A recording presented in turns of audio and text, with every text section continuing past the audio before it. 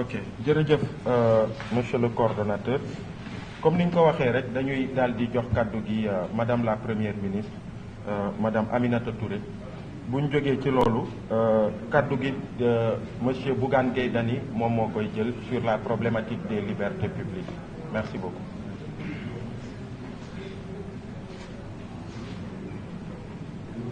jërëjëf ñu ngi leen di nuyu bu baax ci li nga xam ne moom laa bëgg a waxtaan ak yéen ci lu gàtt mooy li xewoon démb assemblée nationale jaaxal Sénégal yëpp ndax dañu defee woon ne président Macky Sall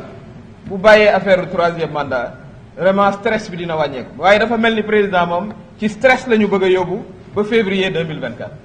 parce que président boo xam ne yow da ngay dem février luy sa yoon ci vraiment ay tripatouillage de la constitution moom dañuy xaar lépp ci moom ba mu des di changer constitution ci kuy dem février kon ñu ngi féliciter vraiment député yi nga xam ne démb am nañ taxawaay bañ war a am muy député Benno Bokk Yaakaar ak député opposition ndax li wolof di wax mag du fecc yàlla naa dee ndax andi projet boo xam ne la ca ne woon mooy président saa yu ko neexee mu nangu seeni poste député te nga xam ne ñu ne buñ ko xasee ba jël voilà amoo benn garantie ne da ngay ñëwaat la ca ëpp chance sax mooy dootoo nekk député kon ñoom amoon nañ fulla ak fayda bu toll ni ñu indil leen loo xam ne lii méngoowul ak seen intérêt waaye méngoowul aussi ak intérêt réew mi ndax dafa doon li ñu naan une réforme bu ko defoon bu jàlloon déconsolidante de la démocratie ma fàttali ne président Macky Sall ci boppam moo indi woon loi boo xam ne bii day tere kenn mën a tas assemblée nationale ci giiru ñaari at loolu mooy indi aussi stabilité ci réew waaye bu fekkee ne réew moo xam ne saa yu président bi yeewoo rek xool kanamu député yi neexu ko mu ne tas naa assemblée ba moo kon kañ la ñuy liggéey kañ la ñuy liggéey te loolu xaaruñu ko ci président de la république président li ñuy xaar ci moom tey suma naataango yi dinañ ci waxtaan mooy mu bàyyi ñëpp doon candidat mu fexe ba réew mi dal mu libérer aussi sunu détenus yi loolu dina am ñu ci wax dinañ ci wax plus en détail mais ci point bii nga xam ne moom laa waroon a waxtaanee vraiment dañuy aussi gën a kañ suñu député yi dans leur ensemble parce que assemblée nationale assemblée réew mi la ku fa toog ngay opposition wala ngay non inscrit wala ngay Benno Bokk Yaakaar askan ba la fa yóbbu kon toujours bàyyi leen xel ne vraiment intérêt askan wi ci ngeen war a dox rawatina nag président boo xam ne dans 6 mois mu pare monsieur le président de la république yow affaire troisième mandat jeex na waaye bàyyil mandat jàmbur yi c'est pas parce que yow it amoo troisième mandat nga bëgg a nangu mandat wu jàmbur yi mandat wu député yi ñoom ñoo ko moom voilà foqati nga sama bos waaye kooku beneen débat la waaye ñii nag wax dëgg yàlla bàyyi leen seen 5 ans wala en tout cas bu beneen président ñëwee fileeg mois de juillet kenn mënut a nangu seeni mandat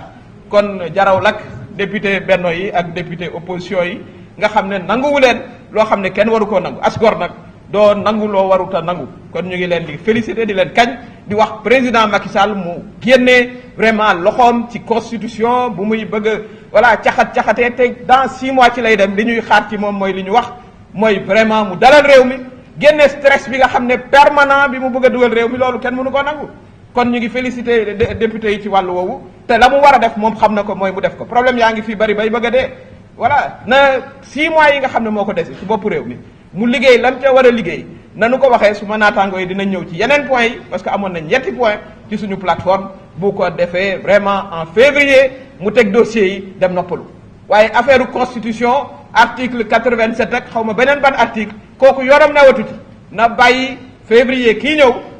ba juillet kenn mënta laal assemblée nationale bi bu ko defee ñu xool aussi fan la ñu war a jëmee suñu démocratie waaye lii mu bëggoon a def vraiment heureusement député yi am nañu fullaak fayda boo xam ne bii nanguwuñu ko ba moom mi ko indi woon da koo mujj retiré loolu li mu koy wan nag mooy daanaka appam jeex na ndax kuy bëgg a dem nag ak ki nga xam ne day toog lu yàgg bokkuñu pouvoir loolu aussi mu jàngat ci wàcce lépp bàyyi politicienne bi def li nga xam ne war na koo def février incha allah mu organiser élection yu jaar yoon bàyyi ñépp ñu participer libéré xale yi dinañ ci dellu si bu ko defee Sénégal continuer yoonam ci wàllu démocratie ñu ngi leen di gërëm. Oui, je voudrais vraiment féliciter nos députés pour leur attitude d'hier. Ils ont refusé vraiment ce projet de loi qui était une loi scélérate parce que le président de la République va quitter la tête du pays en février 2024. Mais il semble vouloir nous installer dans une spirale sans fin de stress. Les gens estimaient qu'il allait apaiser la situation après avoir déclaré qu'il ne serait pas candidat. Mais voilà, mes camarades ici reviendront sur les autres points, sur les détenus qui sont toujours en prison, sur voilà, la sélectivité qu'il veut amener dans la participation, qui devrait être une participation inclusive, etc. Les autres points seront développés. Mais pour ce qui concerne moi, mon adresse, je voudrais vraiment inviter nos députés, qu'ils soient de Benno Bokk Yakaar ou de l'opposition, à avoir cette stature que tout le peuple sénégalais a appréciée hier, c'est-à-dire avoir refusé une loi déconsolidante pour notre démocratie. Un président qui part dans 6 mois n'a pas à changer de constitution, on l'a jamais vu, nulle part. Un président qui s'en va, ce qu'on attend de lui, c'est qu'il apaise le pays, mais qu'il arrête de nous mettre dans ce stress infini. Donc je voudrais féliciter vraiment nos députés et que désormais, ils aient cette attitude. Et que seul l'intérêt du peuple soit leur préoccupation. Surtout pour un président qui s'en va. Ça s'adresse particulièrement aussi à mes anciens camarades de Benno Bokk Yakaar. Vous n'êtes plus sous sa tutelle. En février, il ne sera plus là. Donc vous n'avez plus à avoir peur. Libérez-vous de cette peur, c'est fini. Dans 6 mois, il partira. Maintenant, concentrez-vous sur les intérêts du peuple, comme vous vous êtes concentré sur vos propres intérêts. Ben, comme vous avez défendu vos intérêts, c'est comme ça que vous devez défendre les intérêts du peuple. Nous vous encourageons à le faire. Le président Macky Sall, ça y est, c'est terminé, c'est un petit grand papier, vous n'avez plus à avoir peur. En février, il va partir. Donc concentrez-vous sur les intérêts de la nation. Et Monsieur le Président de la République, nous voudrions vous dire, vraiment apaiser ce pays. Nous avions été dans tellement de stress avec la mort de jeunes. Vous n'avez plus à vous préoccuper de constitution. Ce n'est plus votre affaire. Laissez les mandats des députés tranquilles. Oh, vous n'avez pas eu votre 3e mandat, vous n'aurez jamais dû l'avoir, vous n'aurez même jamais dû y penser. Mais ces députés, laissez leur mandat. Voilà, votre mandat nga war a bàyyi sax président de la République. Bu ko defee, voilà, on reviendra à la normalité républicaine, qu'on retrouve notre sérénité, que chacun participe à la démocratie, participe aux élections, que nos jeunes soient libérés, je crois que ce sera détaillé, et que le Sénégal poursuive sa marche vers une démocratie consolidante, alors que le projet de loi qui était amené, en tout cas la modification de l'article 87,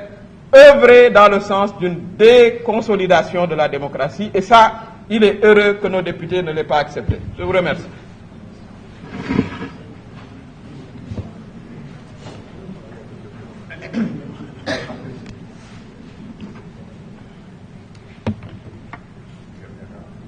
salaamaaleykum